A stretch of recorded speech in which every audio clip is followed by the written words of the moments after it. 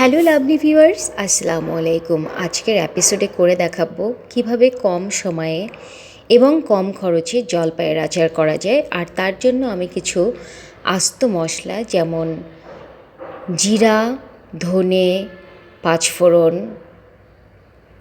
শুকনো মরিচ এগুলোকে একসাথে টেলে গুঁড়ো করে নিচ্ছি। মানে প্রথমেই আমি মশলাটা রেডি করে নিচ্ছি। আর মশলাটা গুঁড়ো করার জন্য আপনারা ইচ্ছে করলে গ্রাইন্ডার বা ব্লেন্ডার মেশিনও ইউজ করতে পারবেন। আমি এখানে শিলপাটা নিয়েছি, যেহেতু আমি পুরোপুরি মিহি করব না, এখানে কিছুটা আছালা করে মশলাটা বেটে নেব।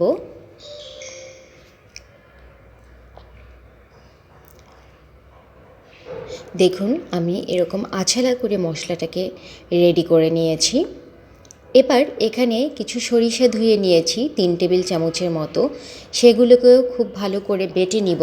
সময় একেবারে মিহি করব না, জাস্ট আছালা করে বেটে নিব। এবার নিয়েছি হাফ কেজি জলপাই। এবার এগুলোকে পানি দিয়ে ধুয়ে নিচ্ছি। এরপরে ফুটন্ত গরম পানিতে ছেড়ে দিচ্ছি সিদ্ধ হওয়ার জন্য। খুব ভালোভাবে সিদ্ধ করে নিব। সিদ্ধ হয়ে গিয়েছে। এবার এগুলোকে এভাবে করে চটকে নিচ্ছি।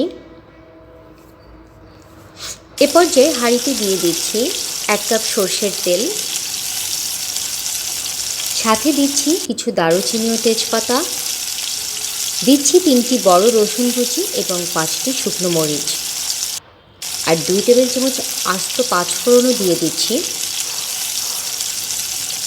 দিচ্ছি সরিষা বাটা আর গুঁড়ো করে রাখা মশলার কিছুটা।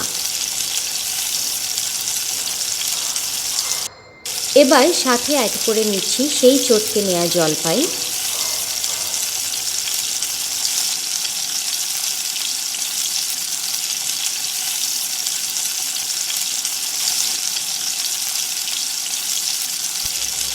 এবার এগুলোকে খুব ভালোভাবে নাড়তে থাকবো। আর অবশ্যই এটাকে মাঝারি আঁচে রান্না করব। 2 টেবিল চামচ লবণ, সাথে দিচ্ছি 3 থেকে 4 কাপ চিনি।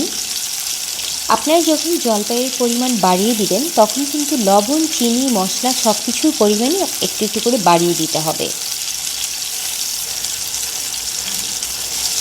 এবার চিনিটা গলে না যাওয়া পর্যন্ত এভাবে নাড়তে থাকবো।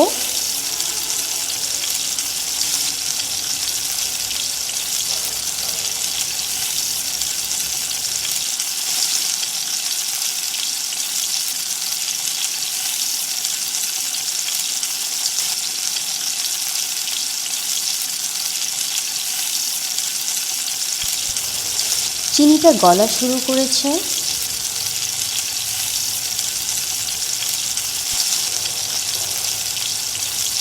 এ পর্যায়ে বাকি গুঁড়ো মশলাগুলো অ্যাড করে নিচ্ছি। এবার এগুলোকে খুব ভালোভাবে নেড়ে নিব এবং মাঝারি আঁচে রান্না করব, যাতে কোনোভাবেই পুড়ে না যায়।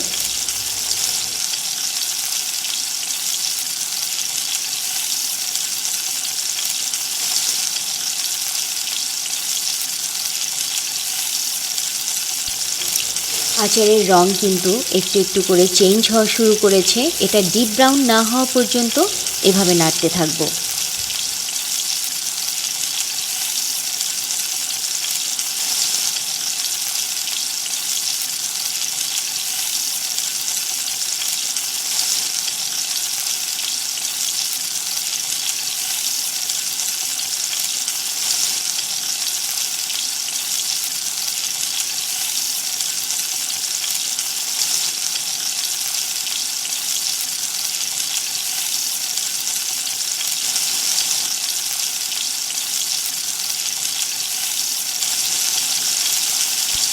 খুব কম খরচে তৈরি করে ফেললাম জলপাইয়ের আচার।